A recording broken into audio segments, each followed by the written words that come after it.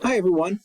I reviewed the online program management, and I started with that.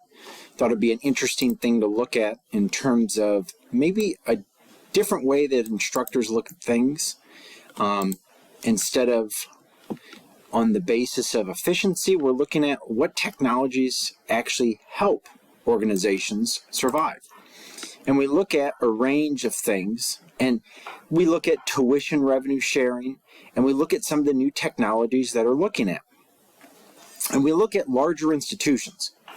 And these larger institutions are trying to focus on the role of cost. And cost management is something that they're always trying to focus on to ensure proper success, for sure. And what we're looking at is they're partnering with a lot of different OPMs to get things to work with vendors. And they're trying to get things together so there's some economies of scale that exist with regard to these technologies.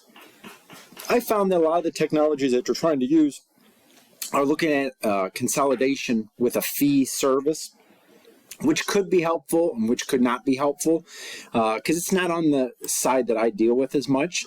There are some downsides as higher education, looking at from that point, about academic freedom, program direction, ownership of intellectual property. So those kind of things can try to create some instability in the market, for sure. But I think it was interesting by expanding opportunities for online learning and sometimes looking at academic programs, so the use of master course design, which I think is helpful, could have some benefit. So those are some of the things that I looked at, and I think schools can benefit from. Not everything can be benefited from, but I think using master courses is kind of important because you want to ensure the same basis and same analysis that's going through.